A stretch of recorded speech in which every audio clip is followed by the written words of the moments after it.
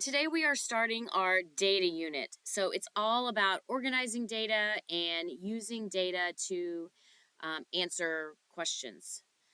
So the first thing we're going to talk about are tally charts, frequency charts, and dot plots. Again, this is just a way to organize your data so that it makes it easier for you to read. So if I look at this set of data, maybe I was going to survey people and it says how many people are your family. So I surveyed people. First thing you want to look at is how many people did I survey? So you're just going to count 1, 2, 3, 4, 5, 6, 7, 8, 9, 10, 11, 12, 13, 14, 15, 16, 17, 18. So I asked 18 people. So that's one piece of data already that you have there. So if you look at it, my data is just not organized at all. So a tally chart and a frequency chart is the first thing you can do to make it easy. So a tally chart is simply a T chart. Wonder how it gets its name? Just looks like a T. So what I'm looking at is my question, the number of people in your family. So number of people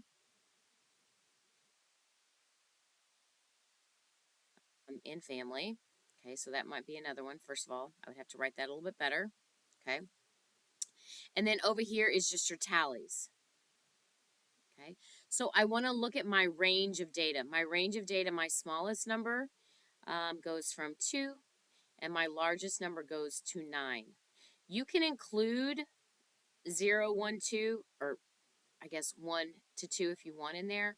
But it's okay just to start at your smallest number. But I'll go this 1, 2, 3, 4, 5, 6, 7, 8, 9.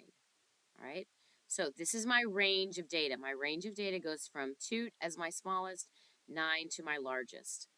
All right. So I'm going to just sit there and I'm going to make tallies. So I had a 3, I had a 4, and I'm going to cross off as I go just so I can keep my data. I don't mess it up. Then I had a 3, then a 4 again, 6, a 4, a 5, a 3, a 9, big family, 5, 3, another 3. So when I get to this point, I need to cross over for 5, 2, 5, 6, 4, and 7. All right. So that's just my tally chart. That was very quickly for me to see that.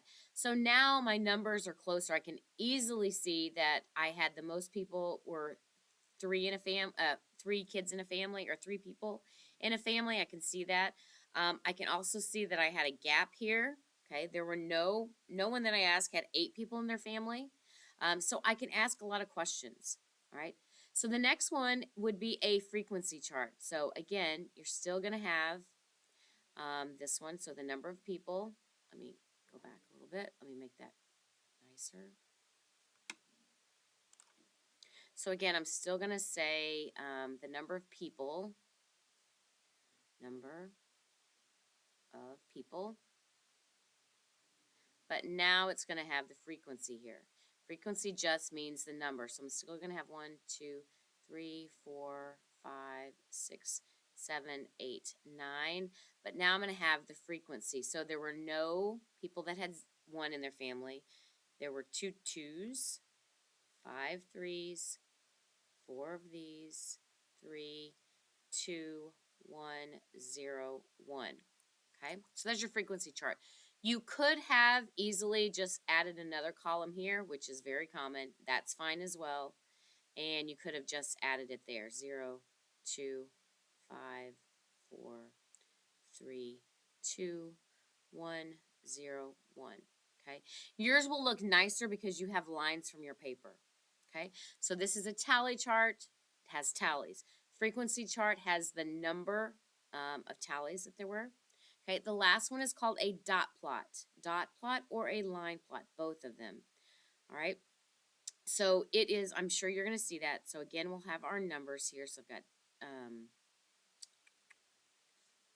1, 2, 3, 4, 6, 7, 8, 9. So this represents the number in the family, number of family, or number of people.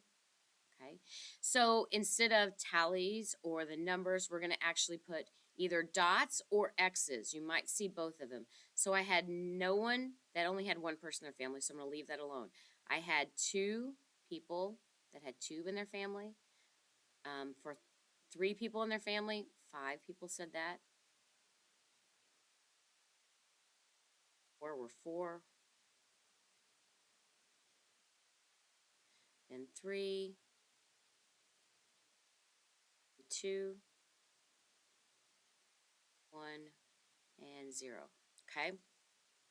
All right, so if you look at that, one of the things that I really want you to make sure and look at is that my X's are, as best I can be, they are the same size.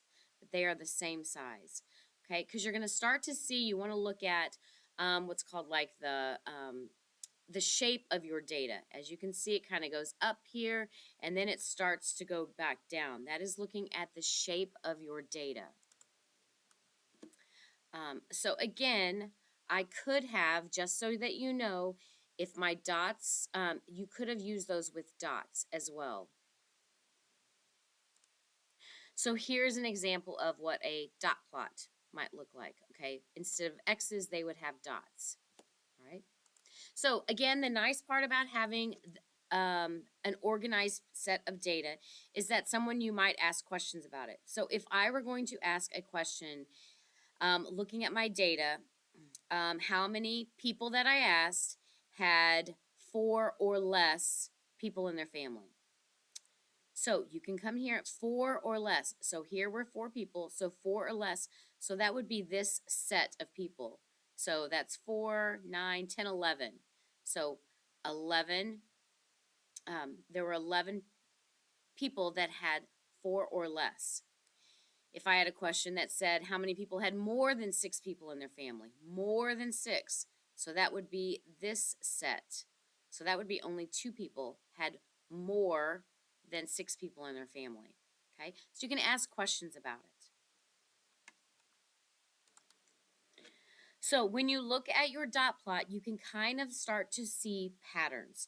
So if you look at this dot plot, line plot, okay, you start to see that in this case that all of the data is pretty symmetrical. And symmetrical means like at one point, like the left side looks very similar to the right side, okay? So these are kind of similar, then these are very similar, and then those are very similar, okay? So the distribution of the data, how the data starts to fall, looks very similar. So it kind of goes up, then it goes down, okay? Another thing you can look at is, in this case, you notice that most of, let's see what this data is about. How many books did you read over the summer? So these are books that were read over the summer. So you obviously notice that it is skewed, or it is kind of more towards this side. Most of the people read 4, 5, or 6 books. This was just a couple people. So it is very clear that it is skewed, is kind of clustered to the left side here, okay, or to the right side, much of your data. Kind of look at it, okay. Last one is to kind of look at, notice gaps and peaks.